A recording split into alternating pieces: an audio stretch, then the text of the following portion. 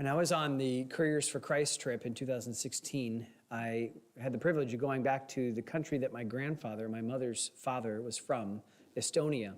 And while we were there, we were in Tallinn, the capital, and Amy and I were able to actually take a bus to Tartu, which is not the biggest city in Estonia, but one of the top three. I mean, it's a very small country. But we went to Tartu, which is where my grandfather grew up. I was able to see the school that he went to. I was able to see some of the same things. And one of the things I saw was a church that was right next to the school that he went to growing up. And it was very easy for me to imagine that he had been in that church at some point. I went in and it was a very old building, but beautiful bricks. But I thought about my grandfather going to that church. My grandfather grew up in Tartu, and in June of 1940, when the Soviets, under the guise of trying to protect Estonia, actually went in to the bases and then came out of the bases in June 1940 to take over the Balkan nations, or the Baltic states. And so actually went in and tried to take over Estonia, and eventually did. And the Germans, of course, were trying to come across Europe. And so when Germany got to Estonia, the Estonians, seeing the Soviets on one side and the Germans on the other, and of course not fully understanding all the atrocities the Germans were committing, many of them, including my grandfather, joined with the Germans to fight against the Soviets. And so my grandfather fought in World War II with the Germans against the Soviets. And he was, again, forced into the war effort. That's one of the reasons that he ended up in England. He couldn't go back to Estonia after the war because he would have been killed by the Soviets for fighting against them. Ended up in England, where he met my grandmother, where they had my mother and her siblings, and then eventually made it to America, and here I am. So I'm grateful for the story. But along the way, and again, Grandpa didn't talk about it very much, but along the way through Europe, he saw some horrible things that people shouldn't have to see, the carnage of war. And again, never talked very specifically about those things, but he and his twin brother got separated, and so after the war was going through Europe trying to find him, and again, that's where he saw all of these things. It was so much for him, and he could not reconcile how he could see such carnage that we as people do to each other. He could not reconcile that with the fact that there was a God. And so by the time my grandfather came to America, he was a declared atheist. So much so that he did not want any kind of preacher or pastor coming to the house at all. And again, all because he could not reconcile suffering in the world and a good God. And you've heard probably many stories of people who don't believe in God because of bad things. It's called, and sometimes in philosophical terms, the problem of evil. How do we reconcile the fact that there is a good God in heaven who's powerful and intelligent, and yet there is a world full of suffering? It might come in these kind of questions. How can a good God allow such tragedy? Can he not stop what is going on? If so, why doesn't he? If not, is he really God? And probably the more personal, emotional question is, does God care about what's going on? What's going on with all of this? It's important to think about these things, not so that you can win an argument, but so that you can, for yourself, figure out what you believe about God and the presence, a good God, and the presence of suffering. Some people have said, well, I just don't believe that God is good. And so I don't want to worship a God that's not good, that's malevolent. But they say you can't have a benevolent, a good God, and the presence of suffering in the world. This is important questions that all of us face in some way, and it is important for you to develop what is called a theology of suffering. How do you, in your own mind, parse this out, and how do you think about these things in a way that is intellectually and spiritually satisfying? Not just, why don't they believe this? Not just, how can I answer someone who has these questions, but even in your own life? Because if really hard things have not happened yet that you question, they will. And it is good for you to think about these things before that comes. Because when it comes, is a very hard time to think about these things. It's good to have a settled, again, theology of suffering. Joseph was a type of Christ because he was an innocent man who suffered terribly. I've not heard personally many stories like Joseph, where he was, and again, we'll look at this today as we go through this, but where he was betrayed by family, sold into slavery where anything could have happened to him,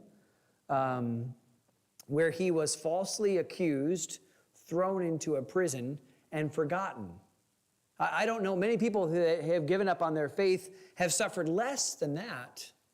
And yet we see at the end and throughout Joseph maintained his faith. Again, his brothers sold him into slavery and dealt with guilt their whole lives. We talked about that in Sunday school. Jacob dies, and all the brothers think that Joseph's like them, that he would want to get revenge, that he's got an evil heart like they do, and that now that Dad's out of the way, now that Dad's not around to see this, he's the second man in all of Egypt, now he's going to kill them. And so they, again, being Jacob's sons, manipulate and lie and say, hey, before Dad died, boy, one of his last wishes was that you'd forgive us for what we did. Now, it's natural. I get it. I understand why they would want that. But Joseph's response is so good, and it really shows not just Joseph's heart, but I think the right heart. Joseph, when they spake to him, it says in verse 17 that he wept, that he was so sad that they would think that he would do such a thing, like I've been waiting 20 years for this, 30 years, however long it was. Now I finally get my day of revenge. Verse 18, they try again to manipulate. They go and they fall down before his feet and say, we're your servants. Verse 19 then, in Genesis 50, Joseph said unto them, fear not, for am I in the place of God? Who's the revenger? Who's the one who will punish sin? Not me. If I were to take that place, I would be jumping in the place of God, and I'm not going to do that. And then verse 20 is really going to be where we camp here this morning. But as for you, ye thought evil against me, but God meant it unto good, to bring to pass, as it is this day, to save much people alive. Now therefore fear ye not, I will nourish you and your little ones. And he comforted them and spake kindly unto them. Again, what a picture of Christ, who was rejected, who was discarded and forgotten. Isaiah 53 talks about how he was rejected and thrown away. There's no beauty that we would desire him. And yet all of that speaks kindness to us. It's a wonderful picture of the love of Jesus Christ, that though we have done him wrong, he has done all good for us. And so Joseph is a picture of that. But Joseph's heart here in verse 20, God, you meant it for evil, but God meant it unto good. Is this a truth that you can understand? Is this a truth that you yourself can believe? Maybe you can do those things, but is this a truth that you can embrace? The fact that a good God will let bad things happen to you, someone he purports to love. That you as a Christian will suffer, and life will not be as easy as you'd like it, and yet there is a good God in heaven. Can you embrace that? Not just begrudgingly understand it, not just believe it intellectually, but can you actually come to the point where you embrace that? That's not an easy thing. You can't do it on your own. But I want to encourage you to. One of the songs we sing in our hymnal is It Is Well With My Soul, written by Horatio Spafford. And I don't know if you know much about him. He was someone who had helped D.L. Moody finance his trips and his evangelistic outreaches, and just as someone who loved the Lord. And he was on his way to London and was going to go across the ocean with his family and couldn't. he had a last-minute business thing that he had to attend to, and so he sent his wife and daughters ahead and stayed back in Chicago to finish up that work. And while he was there, got word from his wife that on the way over, the boat had sunk and all of his daughters had died. She wrote him back, saved alone. And Horatio Spafford got on a boat and went across the ocean to comfort and be with his wife.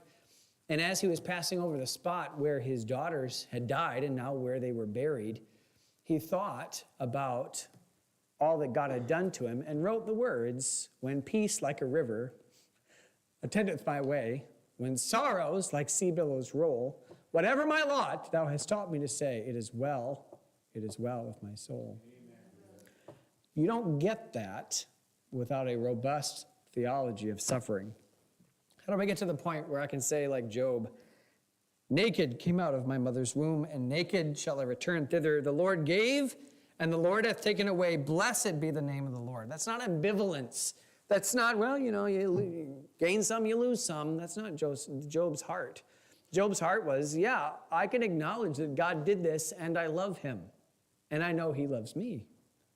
God has the prerogative to take and to give, and I'm going to be okay with that. Are you okay with that? That's part of the theology of suffering I want to talk about. When the hard thing comes, will I be able to withstand? So let's first look at this verse. And first notice that he says, "But as for you, ye thought evil against me." Just starting there, he says, he doesn't sugarcoat it. He's not going to be like, "It wasn't that bad." He says, no, you not only did evil to me, but this was part of your intention. You planned evil and you executed evil against me. He says that. Joseph acknowledges that his brother did not do well by him. Go back to Genesis chapter 37. So again, do you remember we said last week that Jacob went to Padan Aram and he saw this beautiful girl named Rachel, and man, he wanted to marry her like on the spot, but he had to wait 7 years. So Rachel was always the one he loved. And you remember we said last week he ended up marrying Leah, and Rachel couldn't have any children. And all of these other kids were born, 10 of them, and Rachel still didn't have any kids. And then eventually, by the grace of God, Joseph was born by Rachel.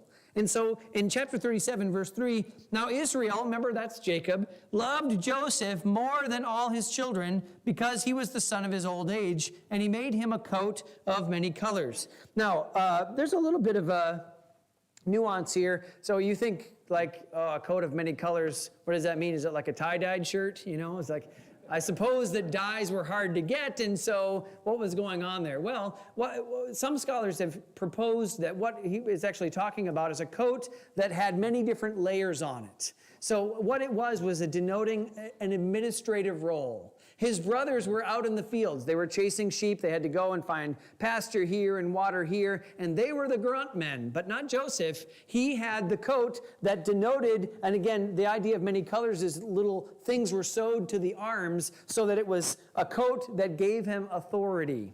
And so he was the administrator. He was the boss, even though he's the kid brother. And I don't know about you, I'm the oldest, and that would really tear me up a little bit. That my little brother gets to boss over me. And then the little punk had these dreams about how they're going to bow down to him. And like an idiot, he told them about it. Now again, if you know any better, you don't troll your older brothers like that. But he did. And I'd love to talk about the dreams, but we got to get places. And so because of all that, verse 4, "When his brethren saw that their father loved him more than all his brethren, they hated him and could not speak peaceably unto him." They couldn't say a good thing to his face. Verse 18, "And when they saw him afar off, even before he came near unto them, they conspired against him to slay him." All right, Joseph's looking for them. He goes to Dothan. He's not there. Goes here. Goes. And finally, someone says, "I think I heard that they were going here." And so he's going to try to find them in Dothan. And they see him a long way off, probably because he's got this coat, right? This flowing coat. And they say, "Man, I hate that guy. He's probably going to come and tell us we're not doing the right thing, or tell us one of his other dreams. What if we killed him?" Now, think about that. how much hatred and malice you have to kill your own brother. They didn't kill him.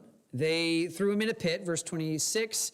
Judah said unto his brethren, what profit is it if we slay our brother and conceal his blood? We don't get anything out of that. Come, let us sell him to the Ishmaelites, and let not our hand be upon him, for he is our brother in our flesh. And the brothers were content. Like, let's not kill him, but let's just give him to somebody else who might kill him. That way it's not going to be on us. So they sell him into slavery. Now, back in chapter 42, they say when they're caught,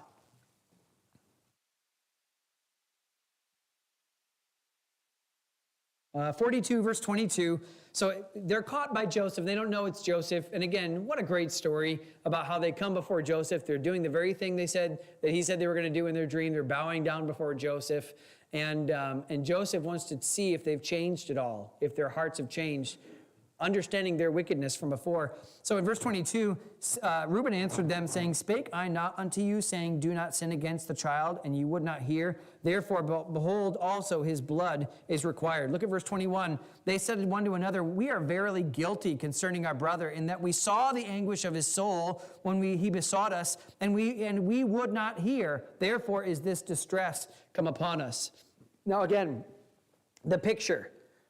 Joseph didn't actually do anything to them. It was not retaliatory. It was a first strike. They saw Joseph. They wanted to kill him. They took his coat off. They threw him in a pit. While they were thinking about what they were going to do, he was pleading with them to not do that, to not kill him, to let him go, to do something other than just kill him. They pull him out of the pit, sell him, and be gone. Now again, if you know anything about slavery in the ancient world, the chances of him living through that were not great.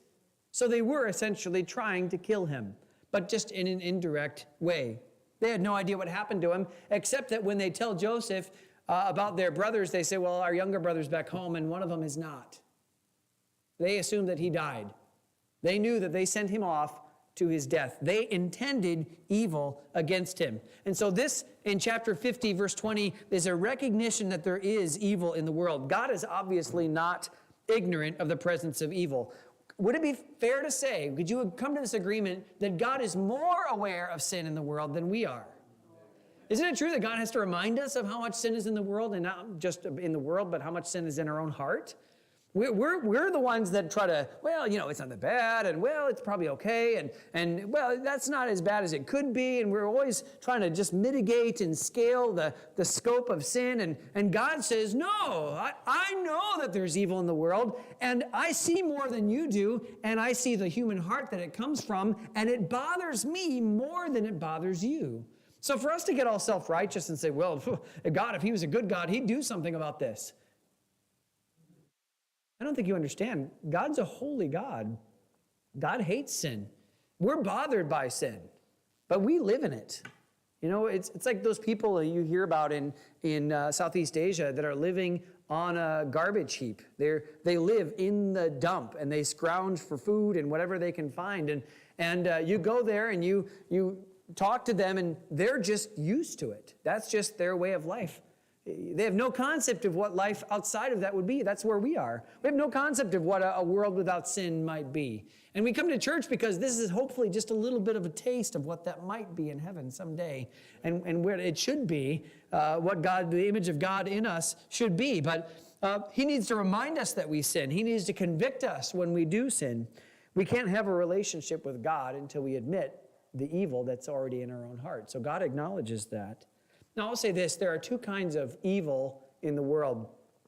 And I'm not trying to change the terms. I'm just trying to put this in a perspective that might be helpful. Because when we say evil, sometimes we only mean one category, but there's actually two categories. One is what you might call natural evil. It's just the result of living in a fallen world. So bad things that happen. When bad things happen, part of that is just natural evil. We are living in a world with disease, right?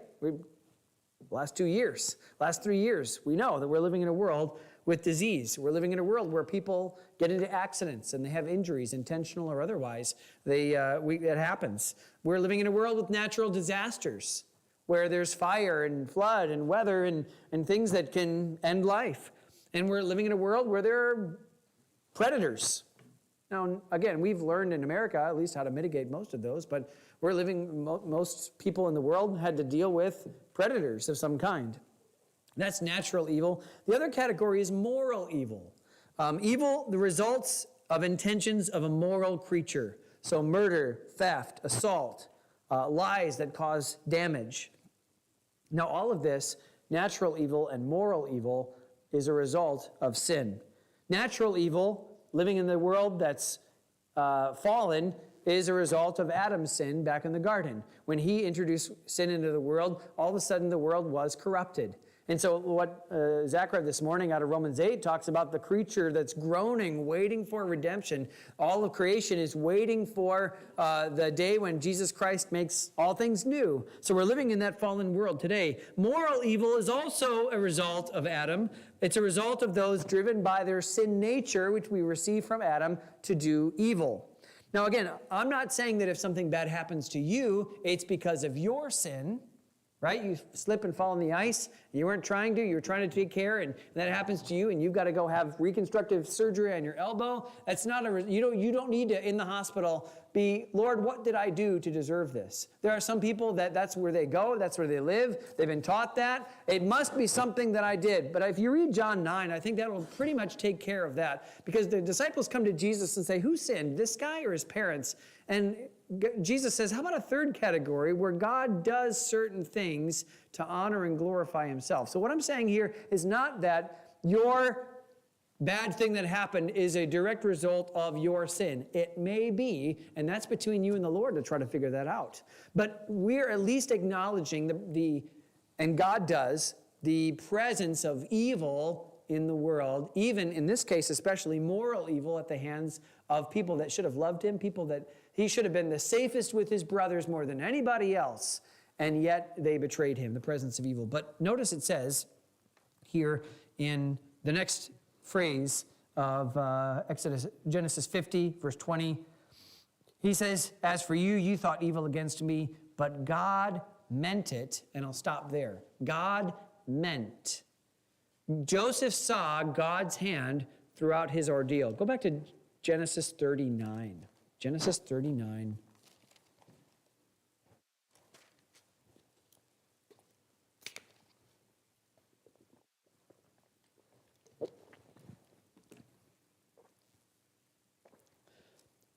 Verse 1 says, Joseph was brought down to Egypt, and Potiphar, an officer of Pharaoh, captain of the guard, an Egyptian, bought him of the hands of the Ishmaelites, which had brought him down hither.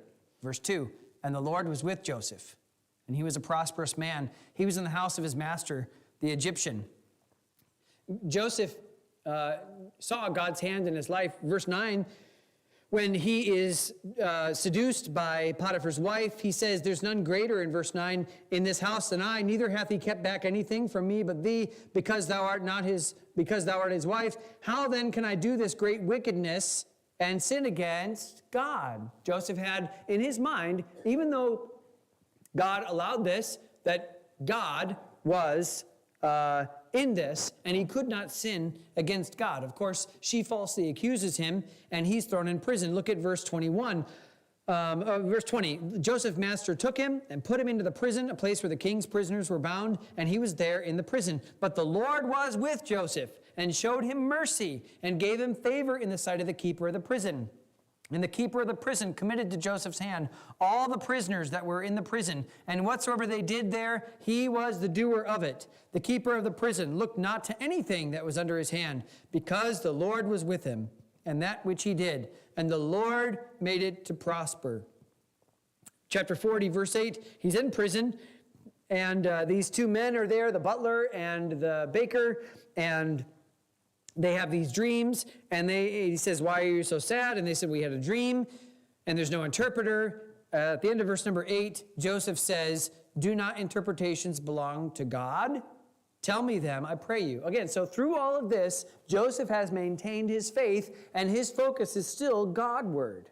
He hasn't abandoned God. He isn't done with God because God allowed him to be sold into slavery and to be thrown in jail. He is still maintaining his faith. Chapter 41, then, he is he predicts that the butler will be restored to his position, and he tells him, would you please remember me? And the butler says, absolutely. And then he absolutely forgets him.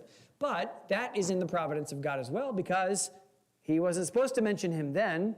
He was supposed to mention him just a few years later, when the king, Pharaoh, had a dream, and none of his wise men can interpret this. And so the butler says, yeah, I remember this guy when I was in prison, and he predicted that I was going to be back, and here I am. And so they bring Joseph out of prison, and Pharaoh says, can you help me out here? And verse number 16, Joseph answered Pharaoh, saying, yes, I can do it. Is that what he says? No, it is not in me. God shall give Pharaoh an answer of peace. Now, Joseph didn't know what was going to happen. He was just dragged. I'm sure he thought, I'm going to be dragged out of prison. I tell the Pharaoh, and then I go back to my prison cell. Because that's the way it went. Or he was killed.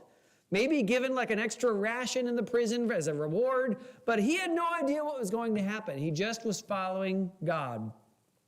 It was the intention of God for Joseph to go down to Egypt, to put him in a house with a man who had a loose wife. It was the intention for her to make a false accusation so that he could be put in prison where the king's prisoners were, to meet the butler, for the butler to remember at the exact time. Joseph recognizes this, and he says in chapter 50, verse 20, God meant it. The word meant there is the Hebrew word chashab, which means to weave or to fabricate. Often it's translated cunning. When it's talking about people that they're looking for that can build the tabernacle, they need someone with skill of knowing how things work.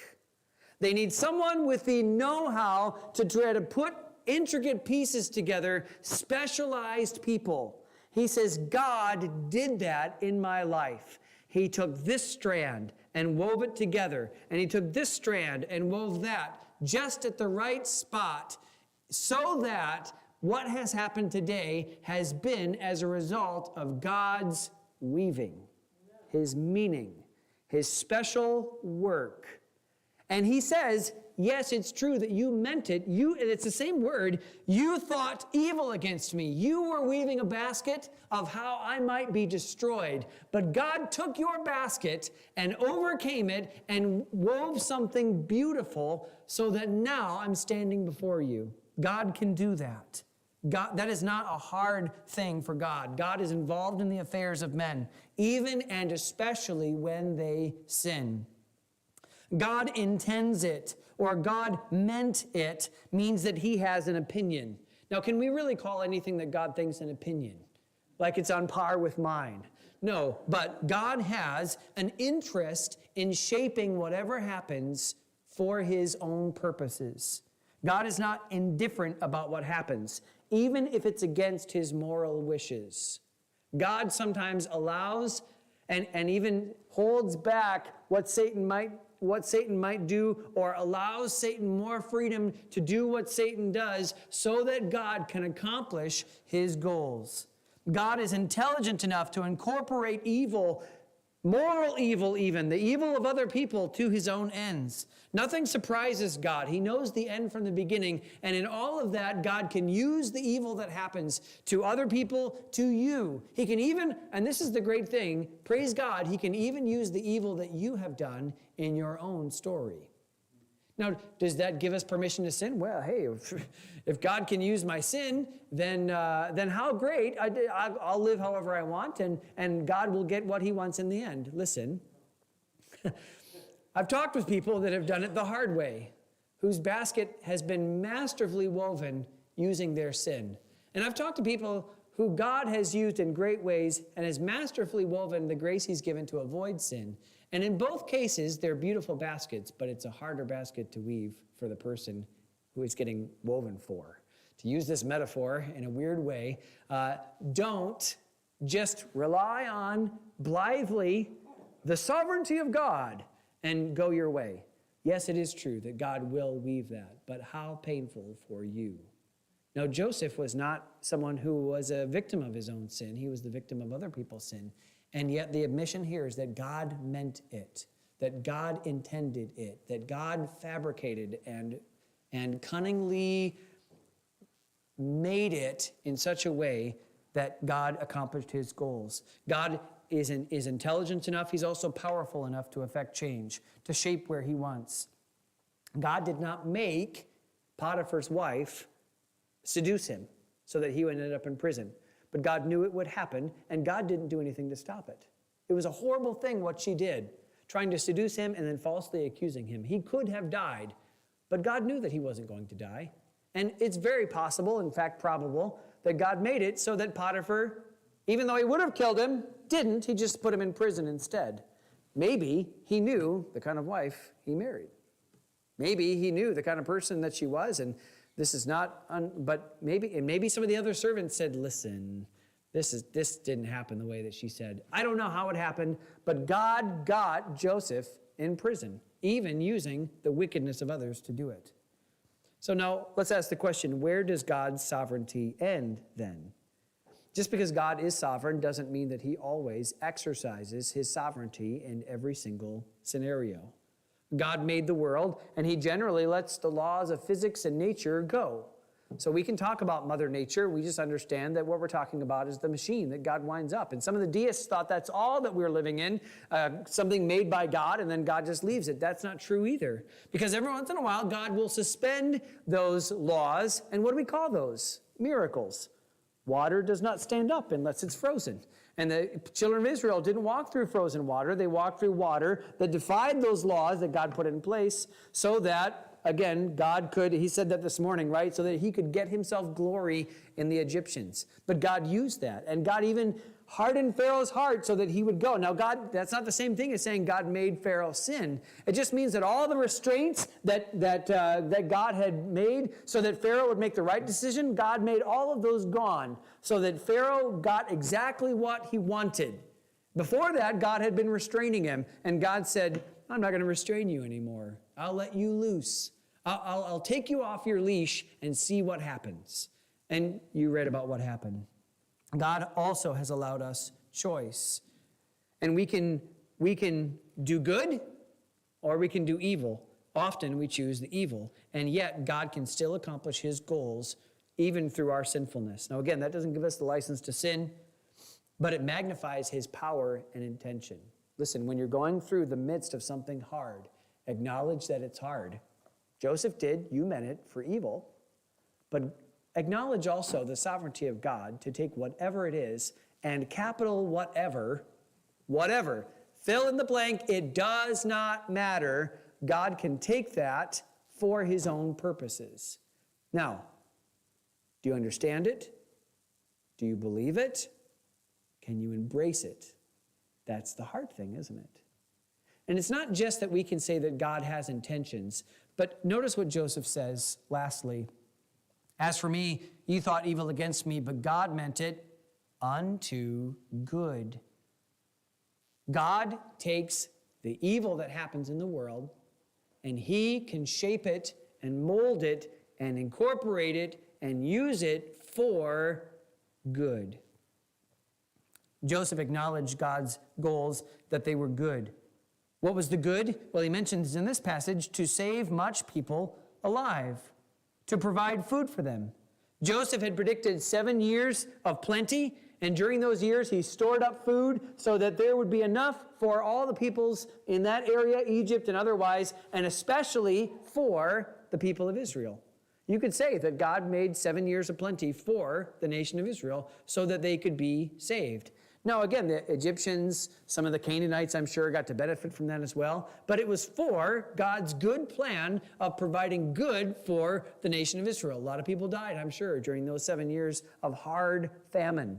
And yet it was the intention of God for good to give the nation of Israel that food. Chapter 45, verse number 5, he says this. This is right after one of my favorite scenes in all of the Bible when Joseph reveals himself. When I read it this week, I read it probably 5 times. I just love that moment. I wish that an angel would have kind of gotten a picture of the brothers' faces when they realized, like, oh, what?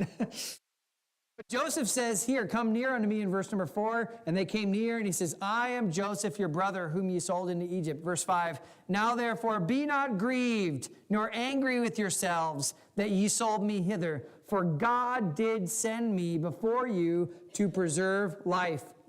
For these 2 years hath the famine been in the land, and yet there are 5 years in the which there shall neither be earing nor harvest. And God sent me before you to preserve you a posterity in the earth, and to save your lives by a great deliverance. So now it was not you that sent me hither, but God. And he hath made me a father to Pharaoh, and a lord of all his house, and a ruler throughout all his land of Egypt. Again, he says it over and over and over again. God's the one that did this.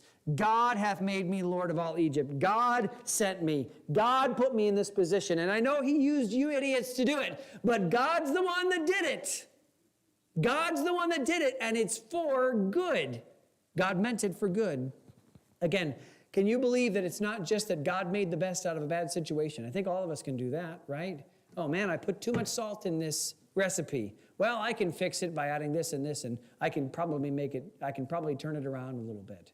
Is that what God does? He's just kind of like, well, oh man, I didn't anticipate that happening. I guess, do we have a plan B? Do we have a plan C? No. Do you understand the sovereignty of God, the intelligence of God? The omniscience of God means that he saw all of it, and he planned for it, and he knew exactly what was going to happen, and he pulled the levers as he fits. Why? For good. Do you understand that? Do you believe that? Can you embrace that? Joseph is not blaming God, but acknowledging God's hand in it. So how do we think about the existence of sin and the goodness of God? Could God have a world where no one ever sinned? Well, I don't know the answer to that. That's outside the Bible, but probably. God could have made, all the angels in heaven now are people. We don't have any indication that any angels fall anymore. From all we can tell, the angels in heaven are those who worship God and love God. But I believe that God's glory can be more clearly seen in a world full of sin. That God uses and plans for the presence of sin so that he might glorify himself. I can love God for all the good that he's done. But you meet a Christian who was in deep, I got saved when I was 5 years old, right? I've done most of my sinning after I got saved. But you meet somebody who was really rescued. And again, I'm not saying I wasn't rescued from sin.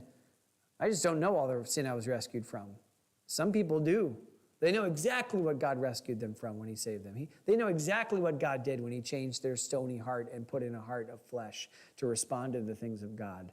And as that, they can, in some ways, understand and glorify God. They love God for his forgiveness more than I do. And I'm not saying that, I'm only saying that when you have the presence of sin, there is this response to God that you don't get otherwise. And so God allowed sin into the world so that he could be honored and glorified. I am more grateful when I realize I have no rights to anything. You know, when I call up a company, I say, hey, you said you were going to do this and you didn't do it. And they say, I'm sorry, sir, I'll replace the product. I say, great, I deserve that because I paid for this. And I customer service is such that I should get this. How much better, though, when you just get something for free? I'm more grateful for that when it's freely given and undeserved. And when we realize our sinfulness, that makes us even more grateful for the good that God has done in saving us. There's a difference, I believe, between his moral will and his permissive will. And this is something I've thought a lot about, and I know not everybody agrees with me on this, and so I'm still just kind of thinking through it a little bit. Trying to just, again, this is my developing my own theology of suffering, not so that I can preach, but so that I can live. Okay? This isn't just for me to be able to tell others, it's so that I can live with whatever has happened, is happening, and is going to happen. I don't know what trials are coming, but I need to be ready for it. I need to have a robust theology of suffering, and this is the way I understand it.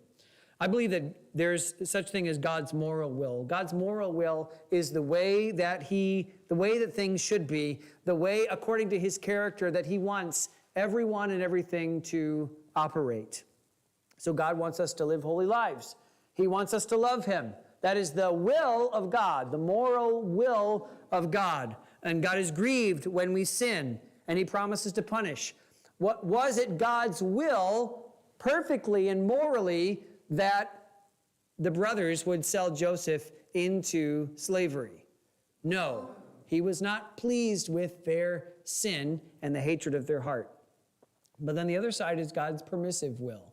What we might, just to distinguish it, call God's plan. The plan that God has moving forward, the way things will be, the way that God has ordained the world. God's plan incorporates the sinfulness of man. So Revelation 13:8 says that Jesus was the Lamb slain from the foundation of the world, which means that before there was ever sin in the world, God was already planning that Christ would come to die on the cross. And you cannot get around that, but to say it was Adam sinned, but the plan was for man to fall into sin. It was not a part of God's moral will for Adam to sin, but it was a part of God's plan to incorporate that sinfulness. God's plan included man's sin. It includes the cross. It includes the tribulation. It is not, so think about this. Again, do we believe as a church, as Bible-believing people, that there will be one day on the earth a figure called the Antichrist who will blaspheme? He'll go into the temple and proclaim himself God. Is it the moral will of God for that to happen? No, God's not pleased by that. That's going to be evil, and because of that, the Antichrist will be cast alive into the lake of fire. But is it the plan of God for it to happen?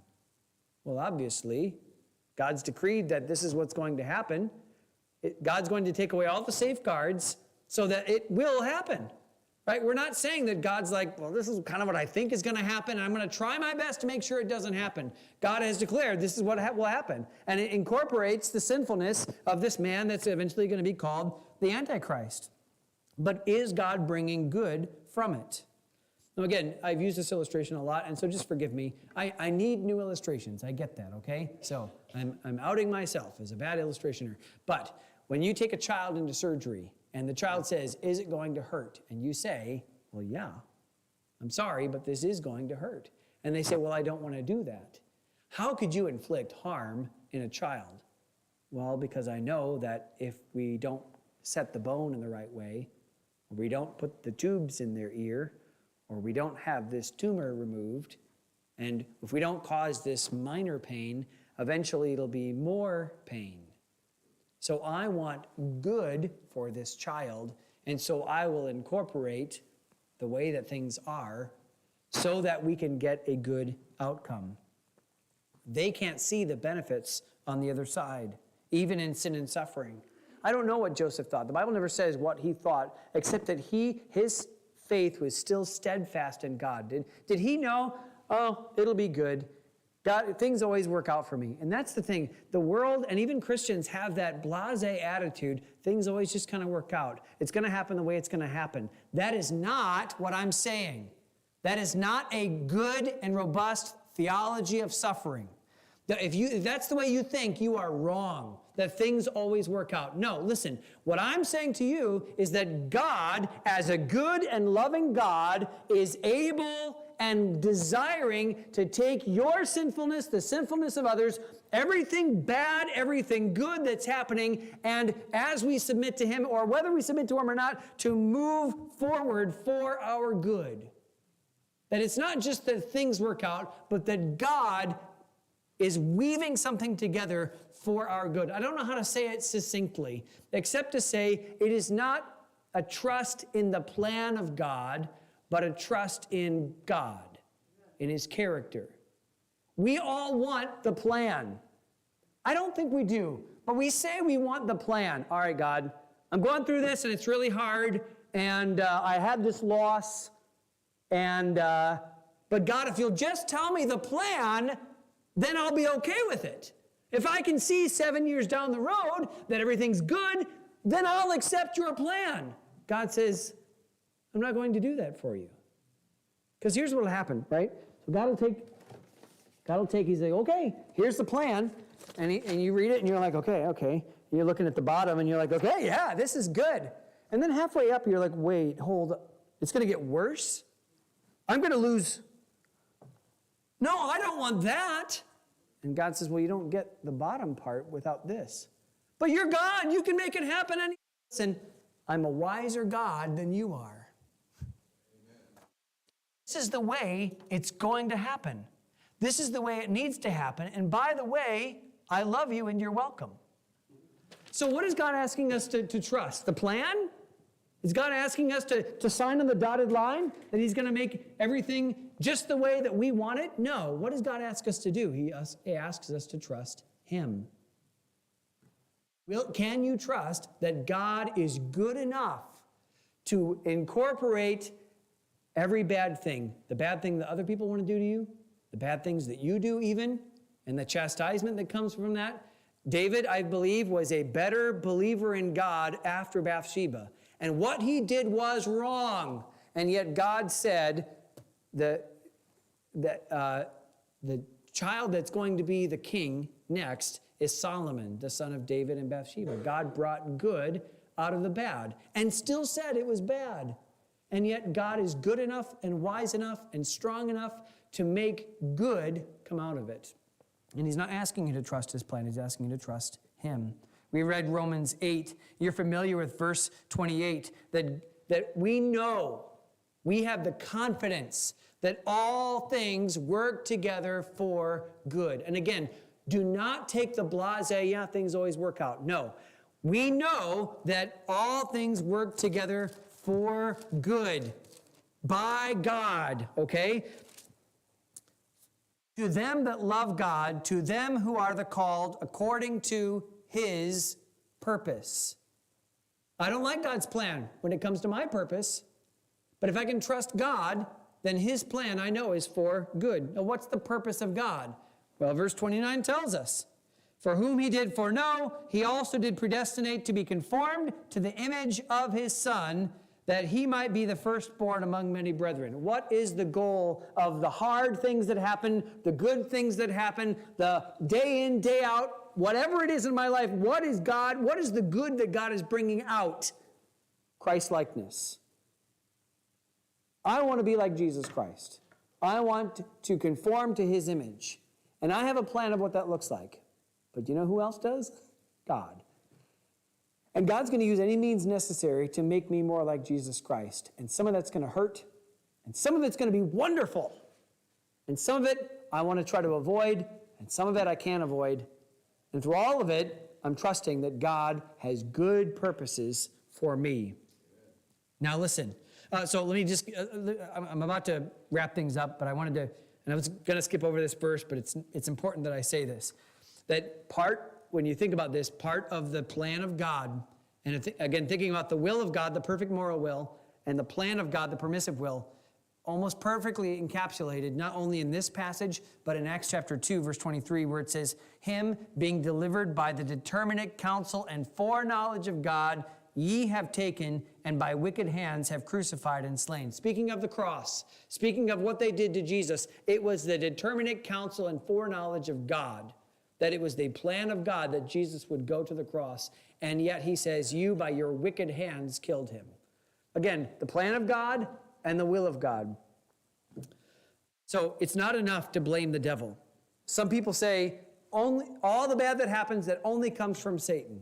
I will agree that God never tempts someone to sin. He puts people in situations where they might sin or they might not, but God never forces anybody to sin. And yes, God uses Satan. Right? Did God destroy everything that Job took? Well, God says, you moved me to destroy, but he used Satan to do it, right? We think that Satan's more powerful than he is. He can only do what God allows him to do. And remember, the complaint of Job was, well, I'd like to do something to Job, but you put a hedge around him. You have this protection around him. I can't do anything. You take away that hedge, and we'll see if he still loves you. And God says, you're right. Well, he doesn't say you're right to Satan, but he says, if you're right, then let's take everything away and see what Job does. Again, would God have done that if Job would be like, forget you, God, I'm done? No, I don't think he would have, because God's not in the business of destroying people. It might feel like it. It might feel at times like, wow, this is more than I can bear. But God gives us the grace to endure it. And God doesn't just destroy people. We can say this is being used by God for good. The next step then is to say that God is using this for my good. Not just there's a plan and I'm just a part of it. I'm a cog in the wheel. I'm just on the train. I can't do anything about it. I'm just going like that's a very blithe and honestly cynical take on what God's doing. But can you say, I know that what God is doing is for my good. Therefore, this is the best thing that could be happening. This is a good thing for me, and if it's designed by God, then what is happening is the best thing for me. Now, again, it's different. If a boss or a friend treats you badly, they don't have the best intentions for you. And they're not powerful enough to affect all of that. But God, as a good father, as a good friend, is. And God never takes what he doesn't replace with something good. Now, again, this is true in your life, whether you're experiencing pain because of correction, chastisement, or just because of pruning. God is overseeing it. And it's important for us to have a robust understanding of God's ability to do what he wants in any situation and to have a deep trust in his good character to bring and do good for him, which is ultimately good then for me. Joseph understood this, and he was able to go through it. My grandfather wouldn't let anybody come to the house, but while he was away, a pastor came, and he and his wife talked to my grandmother about the Lord. She was not interested, but my aunt was sitting at the top of the stairs listening in, and as the pastor talked to my grandmother, my aunt got saved. And eventually then, because she saw the difference in my aunt's life, my grandmother got saved. And my mother still was not saved, and she didn't want to be. I think she was a lot more like my grandpa and was not interested. And I actually talked to the pastor's wife just a few years ago. If you look in my office and see that big red commentary set, those were her husbands. And she told me the story of how they sat in the basement and pleaded with my mother to come to Christ. And she said, I can't, I won't. And so they said, well, let's just have a word of prayer and we'll leave. And they bowed their head, and my grandmother and my aunt prayed with tears for my mom to have understanding. And at some point, my mom said, no, stop. I believe, I understand, and got saved. And my uncle then, who's now a just retired pastor in Sydney, was saved, but my grandpa wasn't. And through the testimony, through bringing him to America and all that he experienced, my grandfather eventually came to know the Lord himself as well, even an avowed atheist, and God used all of it for good. And more than just understanding peripherally about what God is doing, I really want you as a church, as a Christian, to come to the point where you know and love and understand God for the good that he's bringing out, even in the hard things that are happening. It's true that other people mean it for evil, but it's more true that God meant it for good, and you can trust him.